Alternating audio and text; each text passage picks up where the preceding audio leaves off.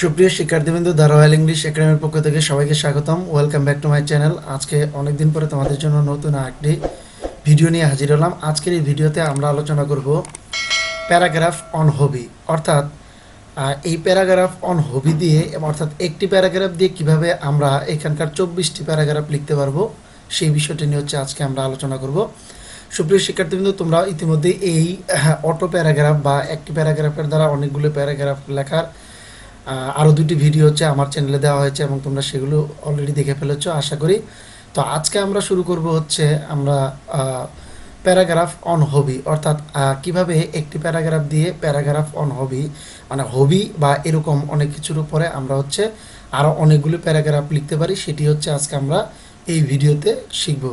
তো তোমরা যদি ভিডিওটি শুরু থেকে শেষ পর্যন্ত খুব মনোযোগ সহকারে দেখো, আশা রাখি এই ভিডিওতে আলোচনা করা প্যারাগ্রাফটির মাধ্যমে তোমরা খুব সহজেই তোমাদের পরীক্ষায় এই 24টি প্যারাগ্রাফ খুব সহজেই তোমরা হচ্ছে অ্যান্সার করতে পারবে। তো সুপ্রিয় শিক্ষার্থীবৃন্দ, আমরা আর কথা না বাড়িয়ে আজকের এই ভিডিওটি শুরু করতে চাই। Let's get started. Welcome to the royal English academy. Paragraph on hobby, অর্থাৎ হবি বা শখ, সেই বিষয়ে হচ্ছে প্যারাগ্রাফ লেখা।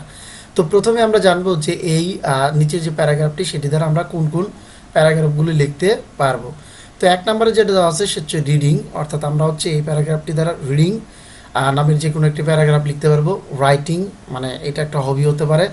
তারপর হচ্ছে ফিশিং মাছ ধরা, গার্ডেনিং বাগান করা, বাইং বুকস বই কিনা, প্লেইং চেস দাবা খেলা, ট্রাভেলিং ভ্রমণ করা, মর্নিং ওয়াক সকালের হাঁটা, রাইটিং পোয়েম কবিতা লেখা, সিঙ্গিং সং গান গাওয়া, কালেক্টিং স্ট্যাম্প সংগ্রহ করা, আর্লি রাইজিং সকালে ঘুম থেকে ওঠা, সুইমিং মানে সাঁতার কাটা, এ বোট রেস নৌকা ভ্রমণ, মেকিং আ নিউ ভয়েস নতুন একটি ভ্রমণ করা, ক্যাচিং ফিশ মাছ ধরা, কিপিং ডায়েরি রাখা মানে ডায়েরি লেখা, পেইন্টিং অ্যান্ড অ্যামিউজমেন্ট মানে আর্ট করা এবং হচ্ছে মজা করা, রিডিং বুকস বই পড়া, রাইটিং লেটার লেখা, প্লেয়িং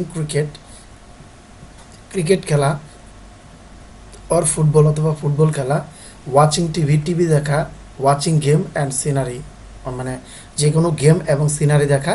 এই যে 24টি প্যারাগ্রাফ আমরা দেখলাম, এই 24টি প্যারাগ্রাফ হচ্ছে আমরা এই নিচের প্যারাগ্রাফটি দ্বারা লিখতে পারি। তো সুপ্রিয় শিক্ষার্থীবৃন্দ, তোমাদের সুবিধার্থে আমি হচ্ছে নিচের প্যারাগ্রাফটি বাংলা সহ ট্রান্সলেট করে দিচ্ছি। সবাই মনোযোগ সহকারে ভিডিওটির এই অংশটি খুব মনোযোগ সহকারে সবাই দেখবা। Monotonous life means boring life. একঘেয়েমি জীবন মানেই বিরক্তিকর জীবন। It's not a life at all. It is not a life at all. এটাকে আমরা জীবনই বলতে পারি না। There must be relaxed in life. মানুষের জীবনে অবশ্যই রিল্যাক্সড মানে একটা অবসর সময় থাকা উচিত বা আরাম থাকা উচিত। আদারওয়াইজ অন্যথায় লাইফ উইল বি ডাল অ্যান্ড বোরিং। জীবন হয়ে যাবে ডাল মানে মনমরা এবং বোরিং বিরক্তিকর।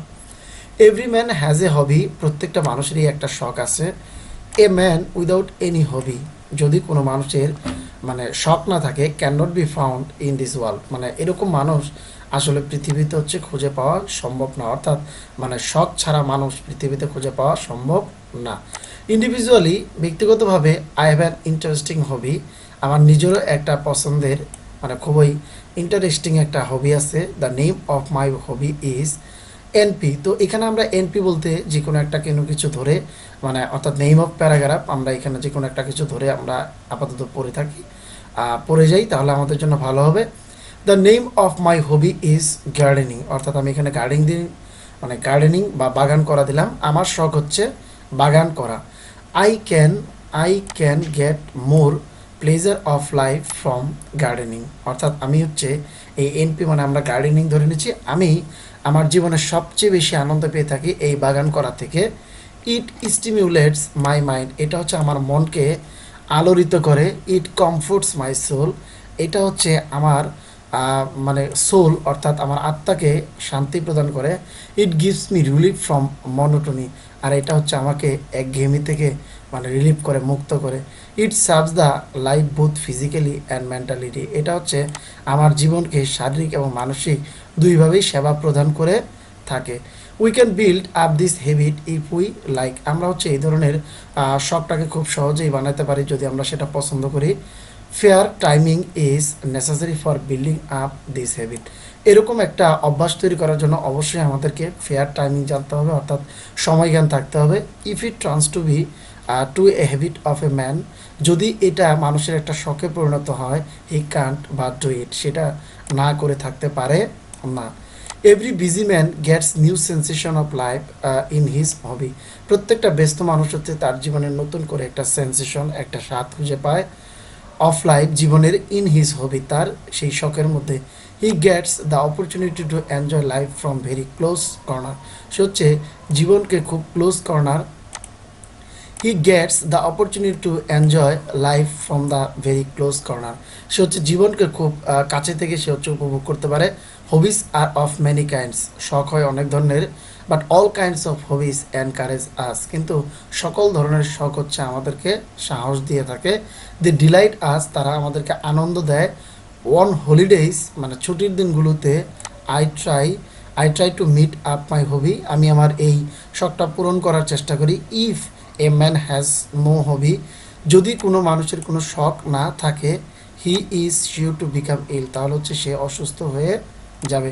টু সাম আপ, শেষ করার সময় বা পরিশেষে, one should have a special thinking for his hobby, একজন মানুষের অবশ্যই তার নিজস্ব একটা শখের জন্য চিন্তা থাকবে, মানে চিন্তা ভাবনা থাকবে।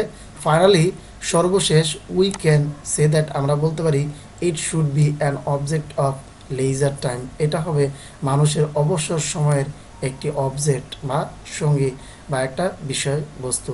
তো সুপ্রিয় শিক্ষার্থীবৃন্দ, এই হচ্ছে আমাদের হবি প্যারাগ্রাফটি। এই প্যারাগ্রাফটির মাধ্যমে আমরা উপরের যতগুলো হবি আছে সেই সবগুলি লিখে ফেলতে পারি। আশা করি তোমরা এই ভিডিওটি দেখার মাধ্যমে এই paragraph on hobby, auto paragraph সম্পর্কে একটি ভালো ধারণা পেয়েছো এবং যেটি তোমাদের ভবিষ্যতে কাজে লাগবে। তো সুপ্রিয় শিক্ষার্থীবৃন্দ, তোমাদের যদি এই ভিডিওটি ভালো লেগে থাকে তাহলে অবশ্যই তোমরা হচ্ছে লাইক করবে, কমেন্ট করবে, শেয়ার করবে এবং সেই সাথে হচ্ছে আমার এই চ্যানেলের সাথেই থাকবে। সুপ্রিয় শিক্ষার্থীবৃন্দ, শুভরাত্রি, সবাই ভালো থাকবে।